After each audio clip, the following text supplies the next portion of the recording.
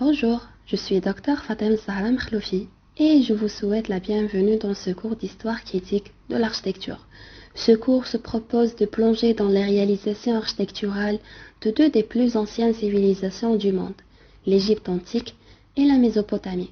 Ensemble, nous explorons comment ces constructions ont posé les bases de l'architecture moderne et comment elles continuent d'influencer notre environnement bâti aujourd'hui.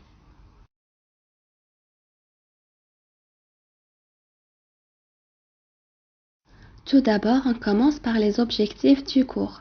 Ces objectifs sont multiples et visent à vous donner les outils nécessaires pour comprendre les racines de notre patrimoine architectural. Nous identifierons les caractéristiques distinctives de chaque civilisation, examinerons l'importance de ces structures dans leur contexte historique et appliquerons ces connaissances à l'analyse de l'architecture moderne, afin de comprendre les continuités et les ruptures dans l'histoire de l'architecture.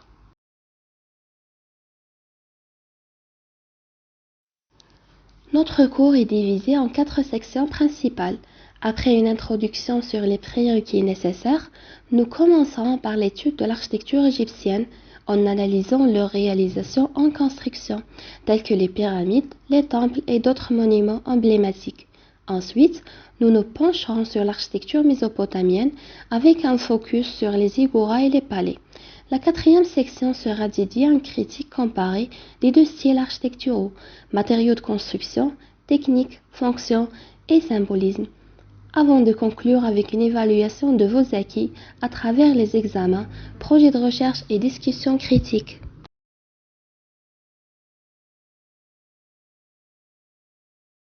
Commençons par l'architecture égyptienne. Cette architecture est l'une des formes architecturales les plus emblématiques de l'histoire de l'humanité. Elle est étroitement liée à la civilisation de l'Égypte ancienne. Elle est reconnue par sa monumentalité et son symbolisme et est illustrée par plusieurs réalisations qu'on va les découvrir ensemble.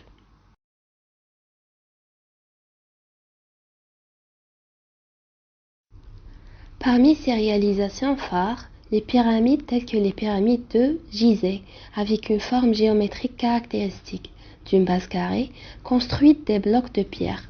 Elles étaient conçues pour être des structures massives symbolisant l'ascension du pharaon vers le ciel. Et puis, on a les temples, tels que Karnak.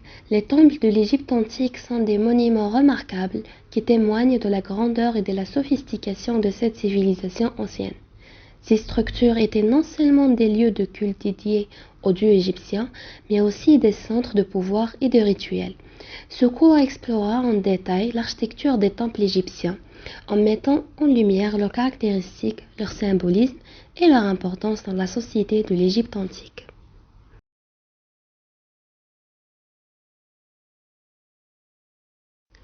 Comme troisième monument de l'architecture égyptienne ancienne, on a les mastabas. Ancêtres des pyramides, elles représentent une forme primitive de tombeaux qui ont précédé les pyramides dans l'Égypte antique. Le terme mastaba vient du mot arabe désignant un banc en forme de longue boîte, ce qui décrit bien la structure de ces temples. Puis, les obélisques, ces monuments monolithiques imposants, taillés dans des blocs de pierre massives, ont joué un rôle crucial dans la religion, la politique et l'art égyptien.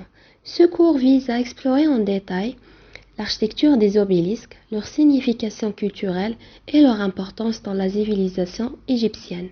Symbole de pouvoir divin, témoigne de la richesse de l'architecture égyptienne, tant sur le plan technique que symbolique.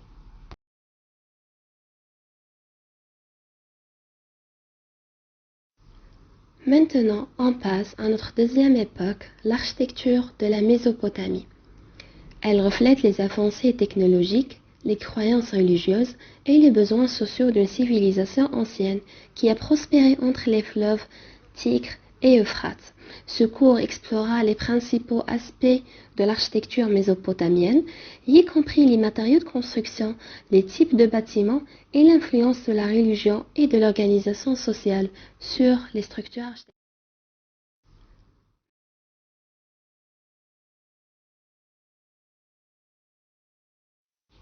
Passons à ses réalisations. Comme première réalisation phare, On trouve les ziggourats. Le terme ziggoura est une adaptation anglaise du mot acadien ziggoratum, signifiant élevé, désignant les tours massives à gradins construites en briques cuites. Ces structures étaient conçues pour évoquer des montagnes, symbolisant la connexion entre la terre et le ciel. Chaque grande ville mésopotamienne possédait sa propre ziggoura, telle que Ziggoura Dur, considérée comme une tour divine associée à des croyances religieuses en un protecteur divin de la cité. Comme deuxième monument, les temples. Les temples en Mésopotamie étaient des structures sacrées dédiées au culte et divinités. Il était au cours de la vie religieuse, sociale et politique de la civilisation mésopotamienne et servait de lieu de prière, de sacrifice et de cérémonies rituelles.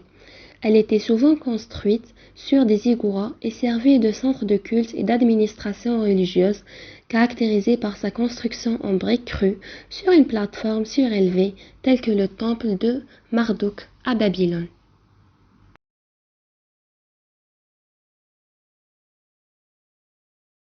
Comme troisième réalisation, on trouve les palais, tels que celui de Sargon, étaient des centres de pouvoir avec une décoration de bas-reliefs et fresques montrant la puissance du roi, tandis que les fortifications comme les murs de Babylone démontraient l'ingéniosité des Mésopotamiens en matière de construction et de défense. L'usage de la brique, l'invention de l'arc et de la voûte et la décoration élaborée illustrent l'innovation architecturale de cette civilisation.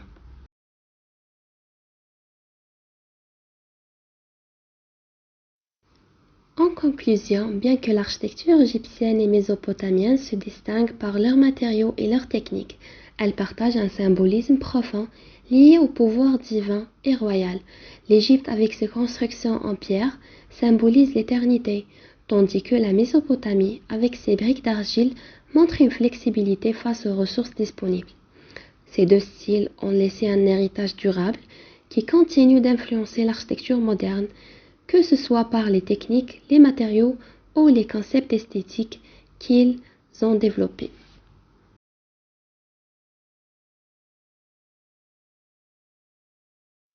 Enfin, je vous remercie pour votre attention tout au long de cette présentation. Je suis convaincue que ce cours vous apportera des connaissances précieuses et un nouveau regard sur l'architecture ancienne, en vous aidant à mieux comprendre les fondements de l'architecture moderne.